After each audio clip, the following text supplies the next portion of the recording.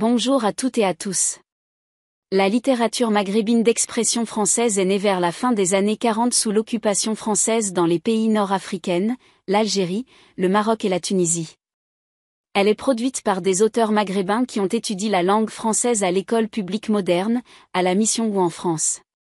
La littérature maghrébine d'expression française est une littérature régionale produite en français qui des auteurs d'origine maghrébine. On n'y trouve pas les écrivains français qui ont écrit sur le Maroc, l'Algérie, la Tunisie, c'est le Maghreb vu de l'intérieur en langue française par des maghrébins. Au début, la littérature maghrébine d'expression française de première génération est ethnographique ou plus exactement documentaire, exotique et folklorique. Elle cherche à montrer, à la manière d'une carte postale, aux lecteurs francophones la vie de tous les jours des maghrébines, c'est-à-dire les coutumes, les fêtes, la cuisine, les souks, les marabouts, les conditions de la femme, l'autorité de l'homme, l'habillement, les croyances.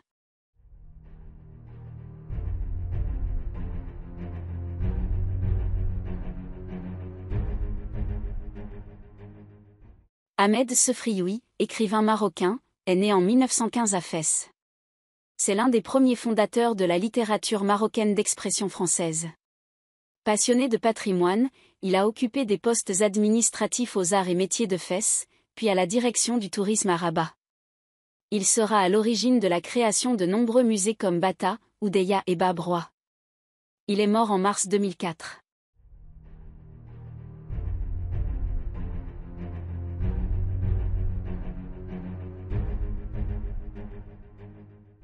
L'auteur-narrateur personnage de la boîte à merveilles raconte son enfance alors qu'il avait 6 ans.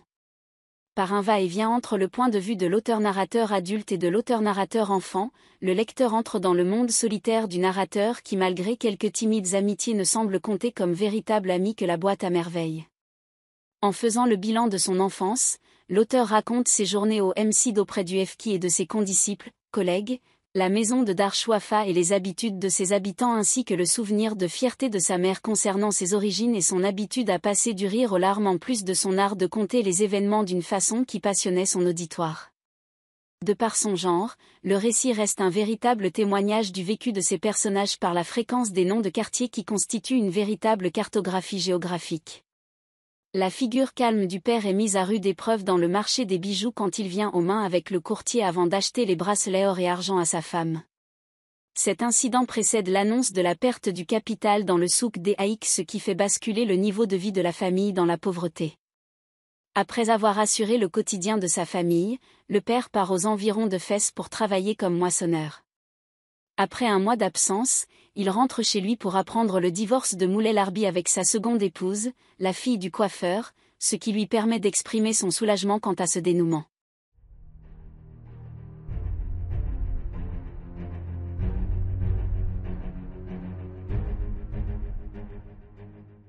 Sidi Mohamed est un enfant de 6 ans qui vit dans la médina de Fès, au Maroc, dans les années 1930. Son enfance est marquée par un profond sentiment de solitude. En tant qu'enfant unique, il a peu de compagnons de jeu et trouve refuge dans son imagination, matérialisée par sa boîte à merveilles. Cette boîte, remplie de petits objets comme des billes ou des fleurs séchées, devient pour lui un moyen d'échapper à la réalité parfois difficile de son quotidien. Sidi Mohamed se distingue par son caractère introverti et rêveur. Il préfère se plonger dans un monde imaginaire, qu'il crée à partir des objets dans sa boîte, plutôt que de se lier aux autres enfants de son âge. Son attachement à cette boîte reflète son besoin de réconfort et de sécurité face à une vie souvent marquée par l'incertitude, notamment lorsque son père, Sidi Abdeslam, doit quitter la famille pour des raisons financières. La boîte de Sidi Mohamed incarne son refuge émotionnel. Chaque objet prend une dimension symbolique, représentant pour lui des trésors et des souvenirs précieux qui l'aident à affronter la solitude et la tristesse.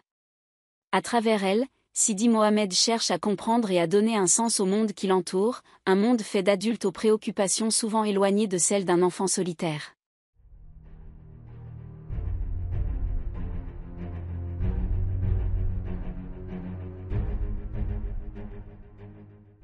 Lala Zoubida, la mère de Sidi Mohamed, incarne la figure traditionnelle et protectrice de la mère marocaine. Très pieuse, elle place une grande confiance dans les superstitions et les pratiques religieuses populaires. Ce trait de caractère est illustré par ses fréquentes consultations de voyantes, comme sa voisine, ainsi que ses visites régulières au sanctuaire pour implorer la protection divine pour son fils et son foyer. En tant que mère dévouée, elle veille scrupuleusement à la sécurité et au bien-être de Sidi Mohamed, notamment en le maintenant à l'écart de toute influence négative et en s'appuyant sur des rituels mystiques pour éloigner le mauvais œil ou les malheurs. Elle voit en ces pratiques un moyen de contrôler et d'améliorer leur destin, surtout face aux difficultés financières que rencontre son mari, Sidi Abdeslam. Lala Zoubida est également décrite comme étant fière de ses origines qu'elle revendique comme nobles. Elle utilise souvent cette fierté pour affirmer son statut social, malgré les revers de fortune de sa famille. Ce contraste entre son attachement à la tradition et les réalités économiques de sa vie quotidienne renforce la complexité de son personnage. Elle apparaît aussi comme une femme profondément attachée à son rôle de mère et d'épouse. Elle assure la continuité du foyer en l'absence fréquente de son mari. Son attachement aux croyances populaires est un reflet de son désir de protéger sa famille des aléas de la vie.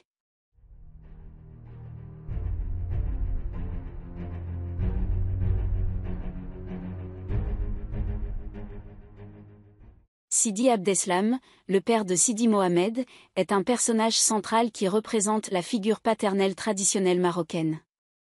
Tisserand de métier, il incarne la droiture, la piété et la responsabilité familiale. Son travail, bien que noble, est ardu. Il subit de lourds revers financiers au cours du récit, perdant son capital dans les enchères au souk. Cela l'oblige à quitter sa famille pour travailler dans les environs de Fès, laissant derrière lui une famille inquiète et déstabilisée. Malgré ses absences fréquentes, Sidi Abdeslam entretient une relation chaleureuse et respectueuse avec son fils, Sidi Mohamed. Celui-ci l'admire profondément. Ce père taciturne parle peu, mais ses actions démontrent son dévouement à sa famille. Il incarne un modèle de force et de protection morale, comme le montre la manière dont sa femme et son fils dépendent de lui pour la stabilité émotionnelle et matérielle du foyer. Sa foi inébranlable et son sens du devoir le poussent à prendre des décisions difficiles pour le bien de sa famille, illustrant le rôle crucial du père dans la société marocaine de l'époque.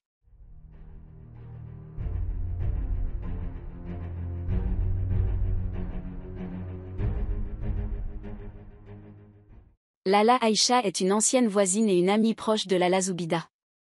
Elle est souvent dépeinte comme une femme digne et résiliente, malgré les difficultés qu'elle traverse, notamment dans son mariage avec Moulay Larbi.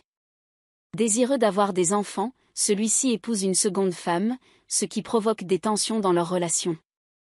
Pourtant, Lala Aïcha reste forte et garde sa dignité malgré cette trahison, un trait que son amie Lala Zoubida admire. Lala Aïcha joue un rôle de soutien important pour Lala Zoubida, avec qui elle partage ses peines et ses espoirs. Ensemble, les deux femmes échangent fréquemment des confidences et se soutiennent mutuellement face aux épreuves.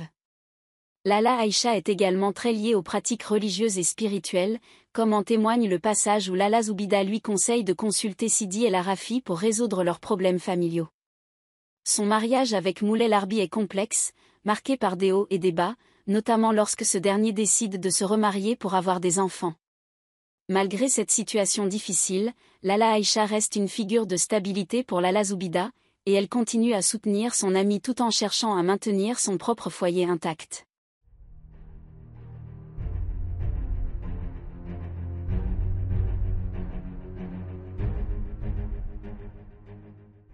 Moulay Larbi, le mari de Lala Aïcha, est un personnage complexe, symbolisant les défis et les erreurs humaines. Artisan de métier, il fabrique des babouches, mais il est confronté à des difficultés financières après avoir été trahi par son associé Abdelkader. Cette trahison aggrave sa situation économique et marque un tournant dans sa vie professionnelle et personnelle. Cherchant désespérément à avoir un enfant, Moulay Larbi décide de prendre une seconde épouse, la fille du coiffeur Abderrahman. Cependant, ce second mariage échoue rapidement, en raison de la différence d'âge entre lui et sa nouvelle femme ainsi que des problèmes relationnels qui en découlent. Se rendant compte de son erreur, Moulay Larbi décide finalement de retourner vers sa première épouse, Lala Aïcha, cherchant à renouer avec elle après ce coup du sort. Ce retour montre un Moulay Larbi qui, malgré ses erreurs, tente de réparer ses torts. Son histoire est une réflexion sur la complexité des relations humaines et sur les désirs frustrés de paternité, qui mènent parfois à des décisions précipitées.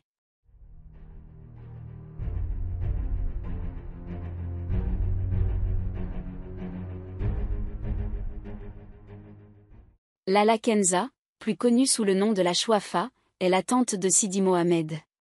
C'est une voyante respectée dans le quartier de Dar Chouafa. Elle habite le rez-de-chaussée de la maison et est fréquemment consultée pour ses pouvoirs de divination. Son rôle va bien au-delà de celui d'une simple voyante, elle devient un pilier spirituel pour de nombreux personnages, notamment Lala Zoubida, la mère de Sidi Mohamed, qui la consulte régulièrement pour apaiser ses inquiétudes et obtenir des prédictions sur l'avenir. Lala Kenza joue un rôle central dans la vie quotidienne des habitants de la Médina, incarnant la figure de la Chouafa, très ancrée dans les croyances et superstitions marocaines. Elle participe à des rituels et pratiques mystiques, aidant les personnages à faire face à leurs défis personnels et à surmonter leurs peurs. Sa présence symbolise l'influence des traditions spirituelles et des croyances populaires sur la vie quotidienne dans cette société, où la frontière entre le rationnel et le mystique est souvent floue. Son influence est particulièrement visible dans la vie de Lala Zoubida, qui cherche régulièrement refuge dans les prédictions de Lala Kenza, espérant ainsi conjurer le mauvais sort et garantir un avenir meilleur à sa famille.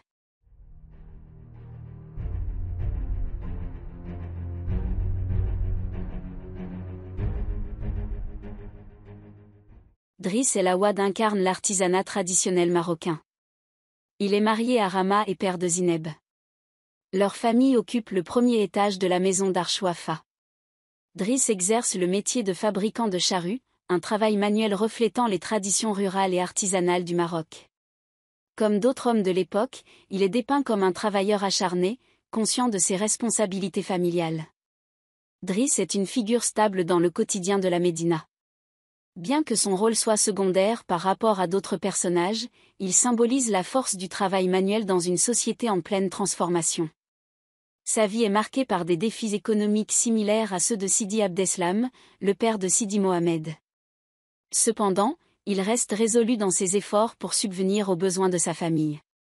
Les interactions entre Driss et ses voisins, comme Moulay Abdeslam, sont typiques des échanges sociaux dans Dar Chouafa, où les discussions autour du thé révèlent des bribes de leur vie quotidienne, marquées par des hauts et des bas financiers.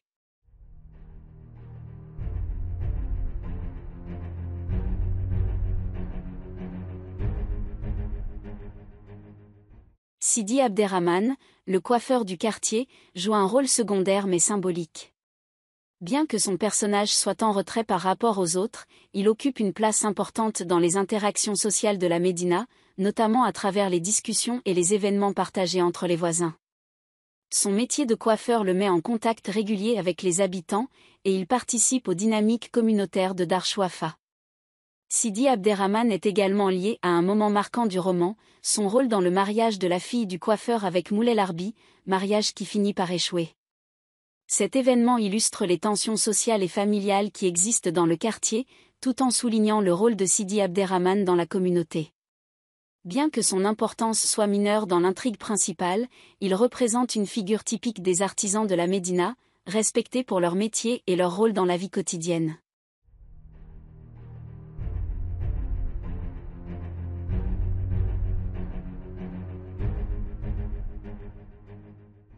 Ce roman a, pendant longtemps précisément jusqu'à la réhabilitation des mosaïques ternies d'Abdelkader en 1932, été considéré comme le premier roman marocain rédigé en langue française.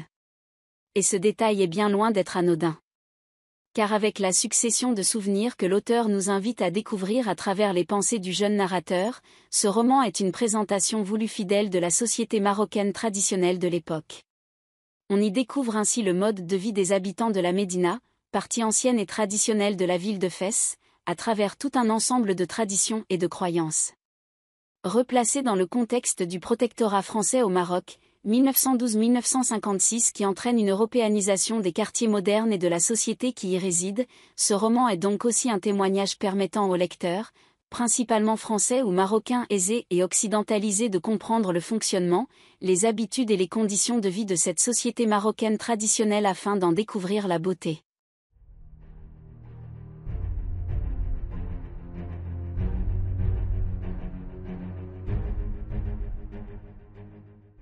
L'auteur, qui en 1954 est un haut fonctionnaire sous l'administration française, débute le récit, à une époque qui lui est contemporaine, par une réflexion sur le sentiment de solitude. Il décrit les souvenirs qu'il s'apprête à nous présenter comme une manière d'égayer cette solitude qu'il ressent adulte. Mais paradoxalement, l'adulte qu'il est devenu se rend bien compte qu'il était tout aussi seul lorsqu'il était enfant, sans pourtant ressentir alors cette solitude. Car enfant, écrit-il, je n'avais aucun point de repère qui me permît d'appeler mon existence, solitude ou malheur. Ce roman est donc également un témoignage sur l'innocence de l'enfance et sa capacité à accueillir la beauté des expériences de la vie. Le narrateur nous dépeint ainsi pendant la majeure partie du roman, 8 chapitres, une vie paisible dans la Médina, faite de croyances et d'un imaginaire invitant au voyage de l'esprit. L'élément perturbateur du roman intervient lorsque le père du narrateur perd accidentellement tout son capital au souk des Haïk, plongeant ainsi la famille dans une extrême pauvreté. L'argent est ici le symbole de la complexité de la vie adulte et de la prise de distance avec simplicité et la beauté de la vie. La boîte à merveilles joue à ce titre un rôle très symbolique. La boîte à merveilles, qui est remplie d'objets hétéroclites les plus banals, fait office de consolation pour Sidi Mohamed pendant toute la période d'absence de son père. Elle représente ainsi cette capacité des enfants à s'émanciper du malheur en s'ouvrant à la beauté de chaque chose, même des plus simples. Une leçon évidente se cache derrière cela, qui est un fil rouge tout au long du texte, la véritable valeur dans la vie est celle que l'on décide d'accorder aux choses. Une ode à la simplicité.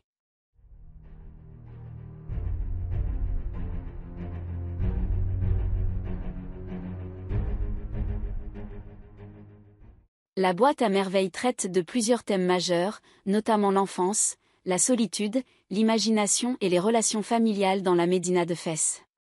La solitude est particulièrement marquante, car Sidi Mohamed, le protagoniste, se sent isolé dans un monde adulte. L'imagination joue un rôle clé, représenté par la boîte à merveilles, qui devient un refuge contre les réalités difficiles de la vie.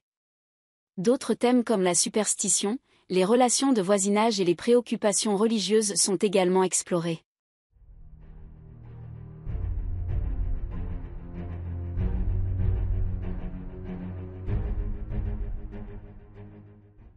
Le narrateur adulte se souvient de son enfance passée dans la Médina de Fès, où il raconte son quotidien et ses premières impressions de solitude et de malaise. Dès ce premier chapitre, Sidi Mohamed partage ses sentiments d'isolement et de rejet du bain mort, qu'il associe à une sorte d'enfer. Ce mélange de narration enfantine et d'observation d'adultes permet de créer un ton à la fois poétique et nostalgique, tout en plongeant le lecteur dans la complexité émotionnelle d'un enfant introverti. L'adulte qu'il est devenu reflète sur les événements marquants de son enfance avec un sens accru de compréhension et de distanciation, ce qui donne au récit une profondeur particulière. Ce procédé narratif offre une introspection personnelle où Sidi Mohamed exprime ses émotions de façon à la fois naïve et empreinte d'une certaine maturité.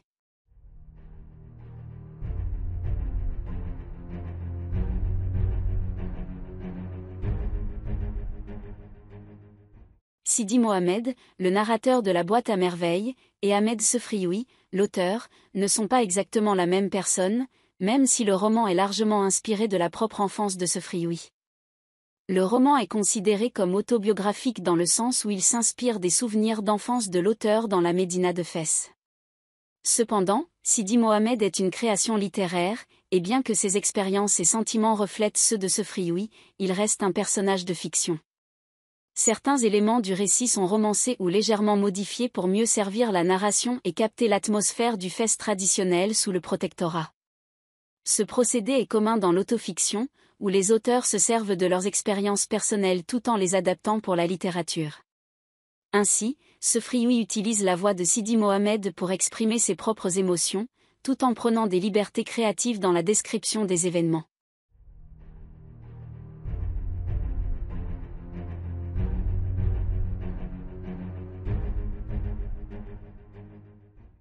Le but de la boîte à merveilles est de capturer la vie quotidienne dans la Médina de Fès sous le protectorat, tout en mettant en avant la perspective d'un enfant solitaire. Le roman sert également à valoriser les traditions marocaines et à transmettre l'importance de l'imagination comme mécanisme d'évasion face aux difficultés. La boîte à merveilles elle-même est un symbole de refuge et de confort pour Sidi Mohamed, lui permettant d'échapper à ses angoisses.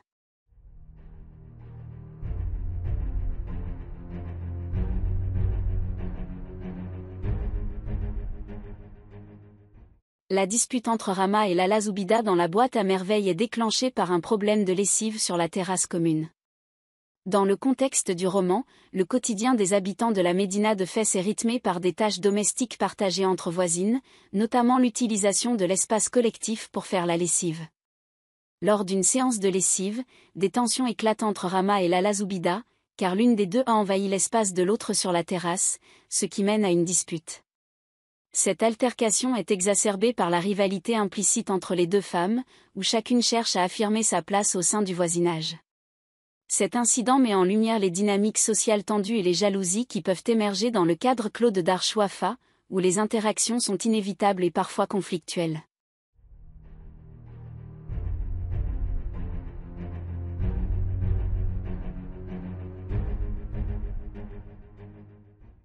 Ahmed Sefrioui a utilisé des mots en arabe dans la boîte à merveilles pour renforcer l'authenticité de son récit et plonger le lecteur dans l'atmosphère unique de la médina de Fès. L'utilisation de termes arabes tels que Pemsid, école coranique, Efki, maître coranique, et Aïk, pièce de vêtements traditionnels, reflète la réalité culturelle et linguistique de l'époque.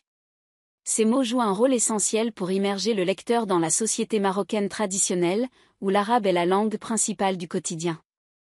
Ce choix linguistique a également une dimension symbolique. En effet, le français était la langue du colonisateur, imposée à travers le système éducatif et administratif du protectorat. En intégrant des mots arabes, Sefrioui valorise la culture et les traditions marocaines, résistant ainsi à l'effacement de cette identité sous l'influence coloniale. L'utilisation de l'arabe est un hommage aux expressions populaires et aux coutumes locales que le français ne peut traduire pleinement. De plus, ces termes arabes sont souvent accompagnés de traductions ou d'explications dans le texte, soulignant la complexité de la coexistence entre deux mondes linguistiques et culturels, et créant une passerelle entre les lecteurs marocains et étrangers.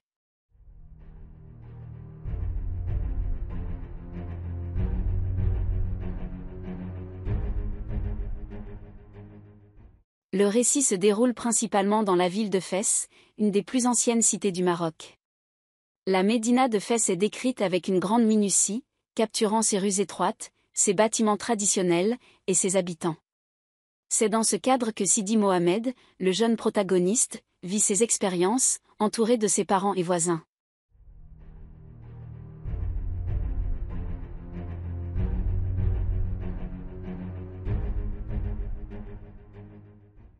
Ahmed Sefrioui est souvent associé au réalisme ethnographique et à l'autobiographie. Bien que son œuvre soit profondément marquée par son enfance au Maroc, il a su mêler des éléments de la littérature marocaine traditionnelle avec des techniques narratives modernes. Il est également considéré comme un pionnier de la littérature marocaine d'expression française, jouant un rôle crucial dans la représentation des réalités sociales et culturelles du pays sous le protectorat.